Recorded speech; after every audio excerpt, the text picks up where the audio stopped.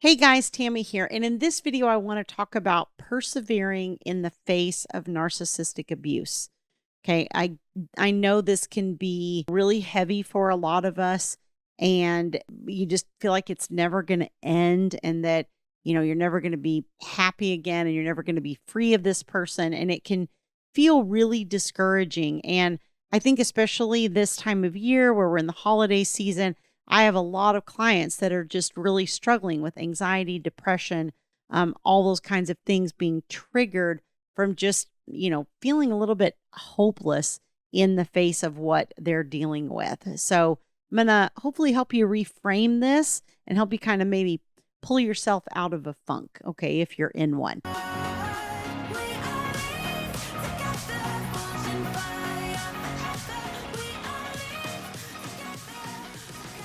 Before we do that, let me just remind you, if you like my content, don't forget to hit like on this video. Also subscribe to the channel so that you get notified as new videos are released. About 70% of you watching this are not subscribed, so please make sure that you do that.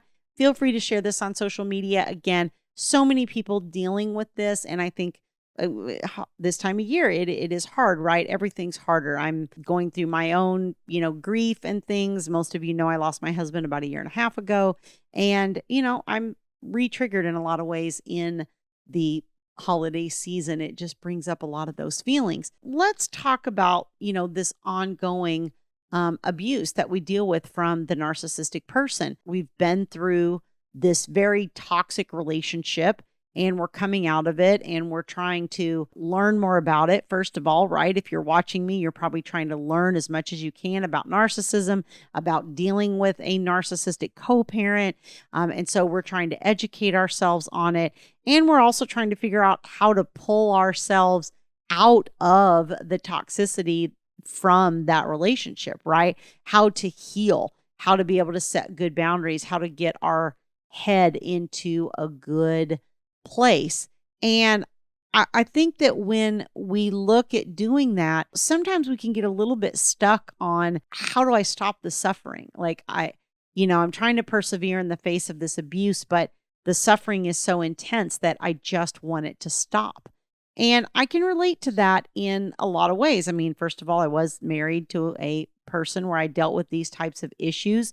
So I understand that. I relate to that very much in the loss of Thomas, of like, I just want the pain and the grief and the loss of him and the loneliness to stop, right? You've probably had other situations in your life where you've lost a loved one or you've lost someone.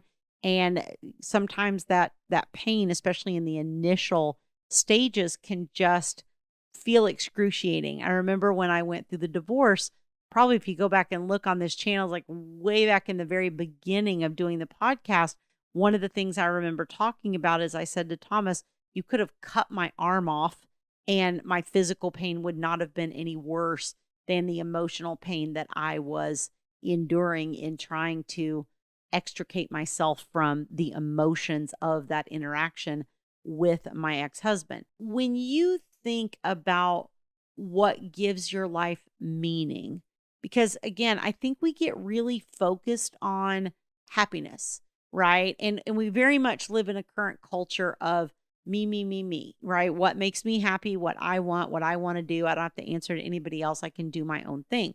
But really, happiness is a byproduct that occasionally shows up, right? Happiness is not a permanent state. It can't possibly be, because life isn't all just carefree and happiness. So, if we can't be happy all the time, then what is it that is the driver for a human being? What is the thing that keeps us persevering and keeps us pushing forward?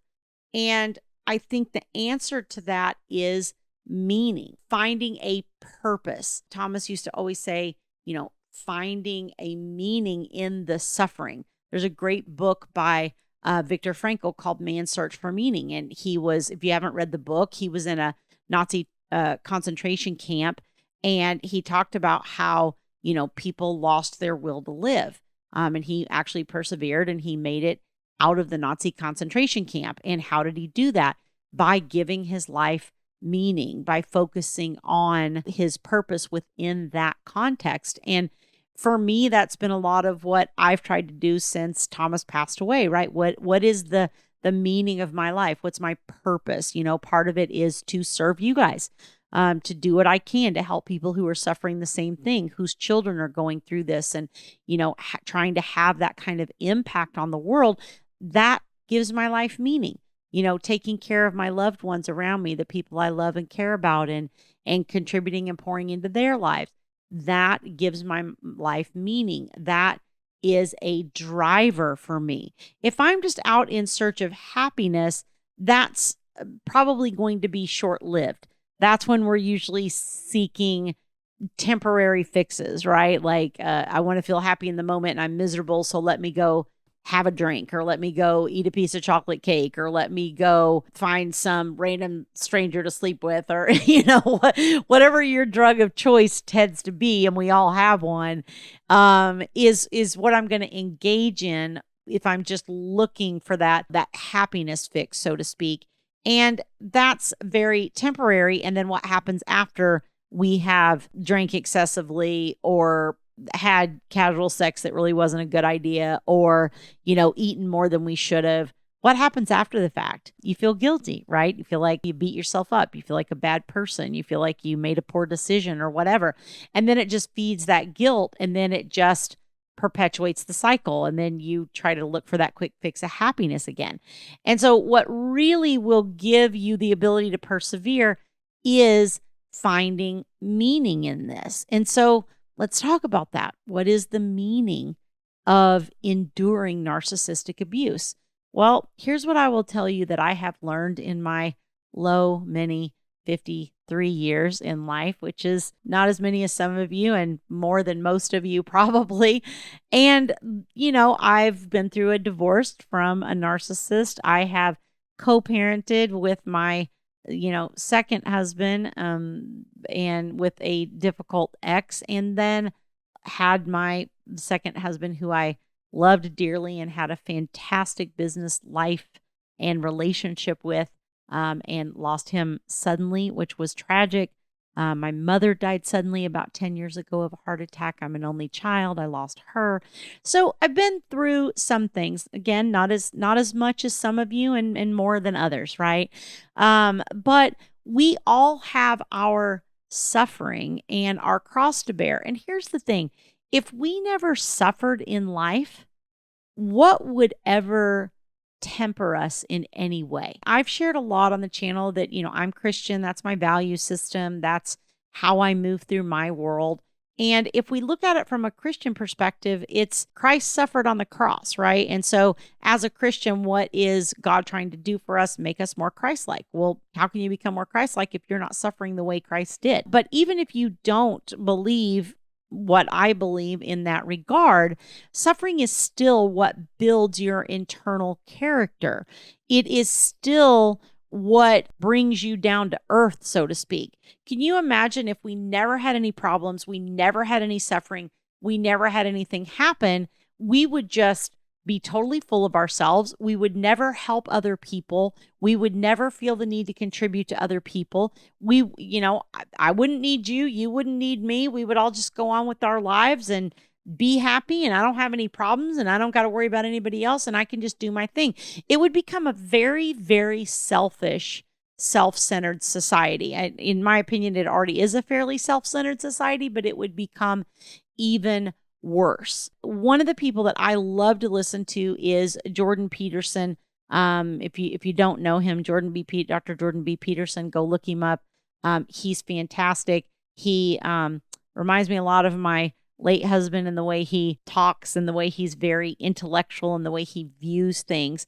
But one of the things that he talks about a lot is the thing that'll make you happiest in your life is taking maximal responsibility. Not that you do it from a perspective that you're forced into it, like, oh, this is something I have to do, but you voluntarily taking on maximal responsibility in your life is the thing that will create that drive, create that meaning for you. Will there be suffering along the way? Yes. And that suffering will create character and will create lessons. And guess what?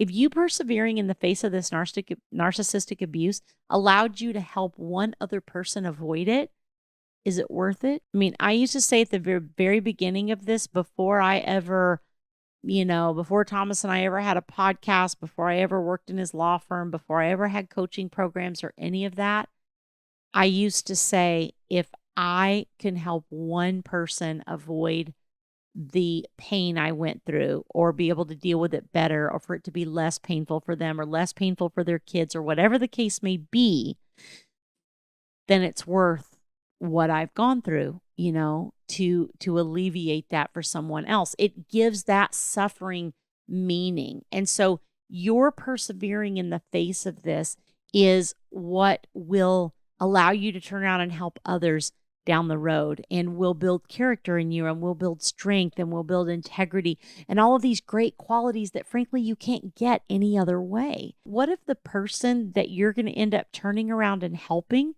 is your own child? What if we someday find ourselves with a child in this situation, and you've been through it, and you've gained the wisdom, and you're able to help them through it in a much less painful way? Wouldn't that be worth it? So this is essentially one of the main things that a therapist will teach you a lot of times is reframing. And that's what this is. We are reframing what it's like to persist in the face of narcissistic abuse. Because if you just look at it as something you have to endure, and somebody you have to put up with, and something you have no control over, then your suffering is going to be magnified. But if you take maximal responsibility and say, look, I chose this person, I contributed to this, how can I educate myself? How can I learn how to deal with this better, more effectively? How can I let this strengthen my character, strengthen me, show my kids how to handle difficult situations, and to set an example for them of what it looks like to persevere? That would be a win. That would be success out of your child custody case, in my humble opinion. So if you'd like to learn more about how to do this and how to get help on this journey and to have that support, you can go to divorceuniversityonline.com/VIP-coaching. There's a link on that page where you can book a time to speak to a member of my staff, learn more about my coaching services, and how I might be able to support you on this journey. See you guys next time. We'll grow in number, fueled by them to see the